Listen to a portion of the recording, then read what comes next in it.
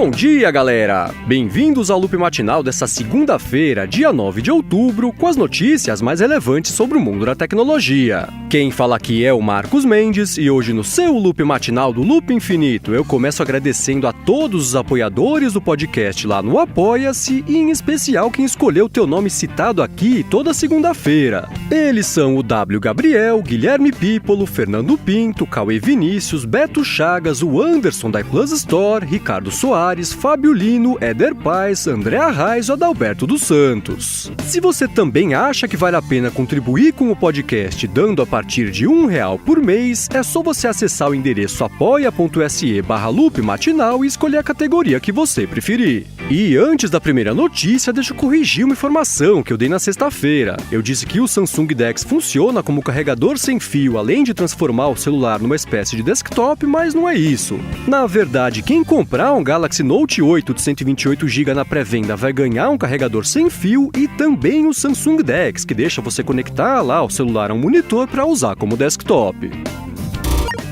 Bom, eu começo o episódio de hoje falando sobre o Airbnb, que está testando uma ideia bem legal para atrair o mercado corporativo. A partir de agora, em 6 cidades pelo mundo, quem se hospedar num Airbnb vai ter acesso a um coworking chamado WeWork, e essas cidades são Chicago, Nova York, Los Angeles, Washington, Londres e Sydney. Já faz um tempo que o Airbnb vem tentando expandir os negócios e se tornar uma boa opção para quem viaja a trabalho e não só de férias, e pode ser que parcerias desse tipo acabem tornando a coisa toda bem mais atraente.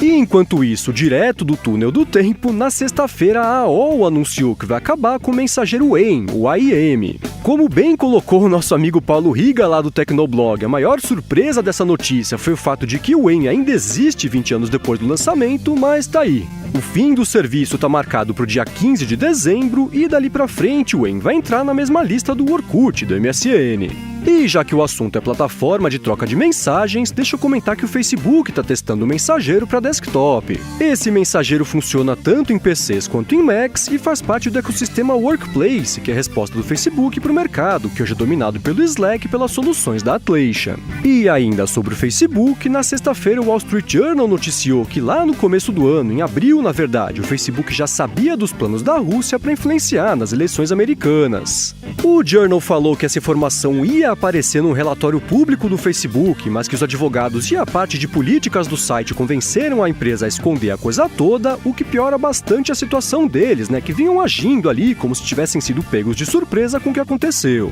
E, falando em problemas envolvendo tecnologia e a Casa Branca, parece que o celular particular do chefe de gabinete do Donald Trump estava com a segurança comprometida desde dezembro do ano passado. A Casa Branca ainda está tentando entender como isso aconteceu e principalmente o que os hackers ou até o governo por trás do ataque conseguiram acessar ali no sistema, e a invasão só foi descoberta meio por acaso.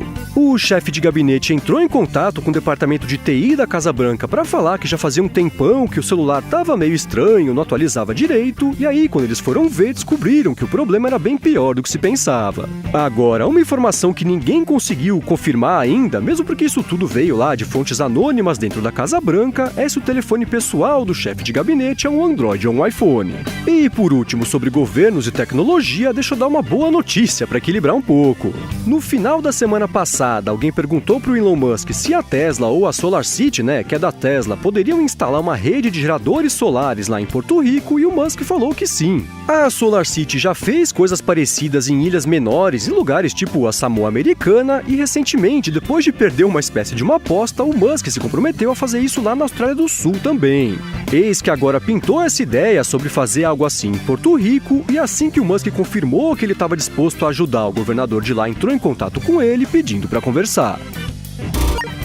Bom, e agora eu vou falar sobre a Uber, que se envolveu em mais uma polêmica no final da semana passada. O que rolou foi que ela confirmou que o app dela para iPhone tinha uma permissão especial da Apple para gravar a tela do usuário de forma privada, ou seja, nem o usuário sabia quando que a tela dele estava sendo gravada. Isso aconteceu porque quando a Uber foi convidada para fazer o aplicativo do Apple Watch à frente do anúncio do dispositivo, ela fez um recurso que mostrava ali no relógio um mapa da rua com o caminho do motorista e tudo mais, só que o relógio sozinho ainda não tinha capacidade de gerar esses gráficos. A solução que a Uber e a Apple encontraram foi de implementar esse acesso a uma API especial da Apple que possibilita a gravação secreta da tela, e o iPhone gravava a tela com essas informações e mandava isso para o Apple Watch para que a animação aparecesse lá no relógio.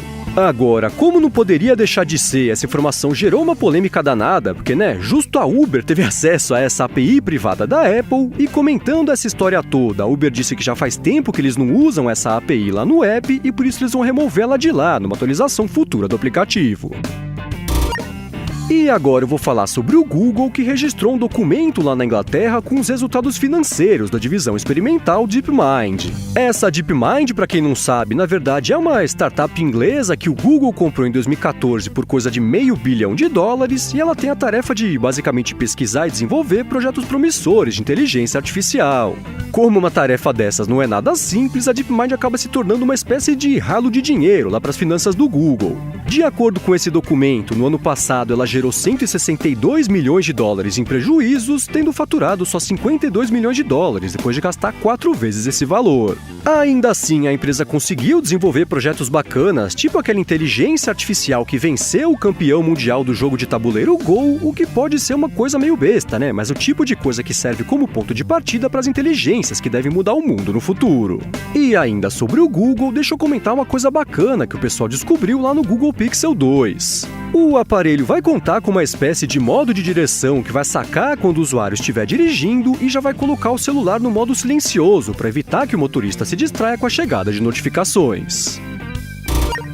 E enquanto isso, lá na Apple, a empresa anunciou que vai disponibilizar de graça lá no Facebook o episódio da série Carpool Karaoke, que conta com a participação do Chester Bennington, que era do Linkin Park.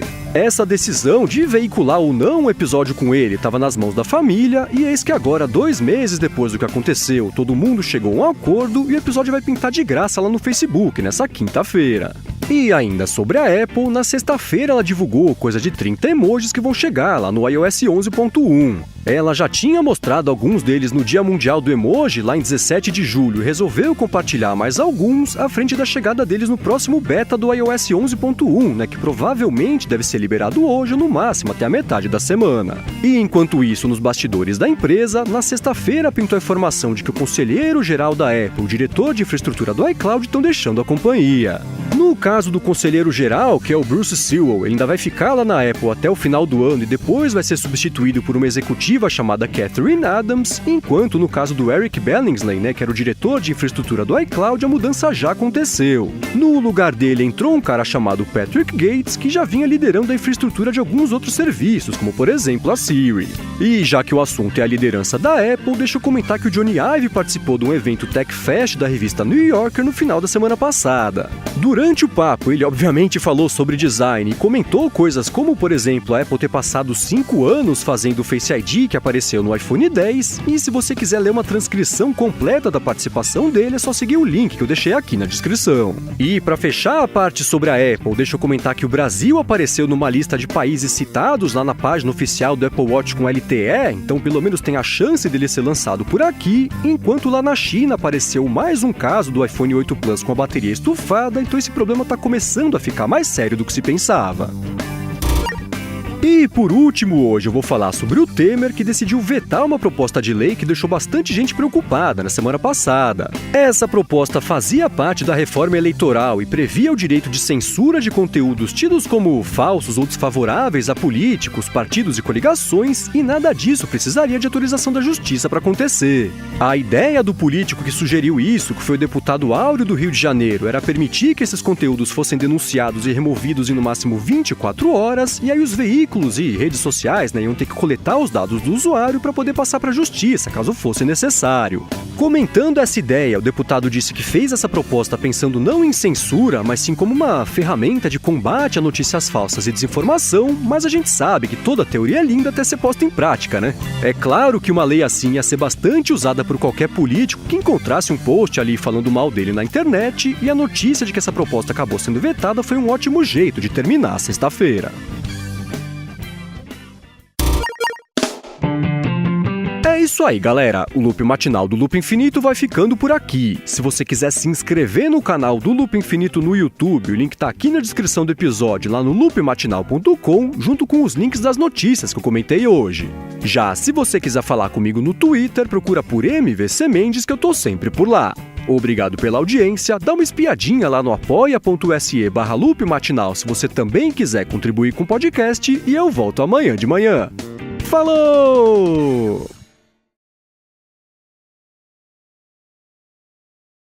O que venceu o campeão mundial. Inteligências artificiais, que daí vão mudar. Episódio da série Carpool Karaoke, que conta com a. Karaoke, ficou estranho, né? Deixa eu fazer de novo.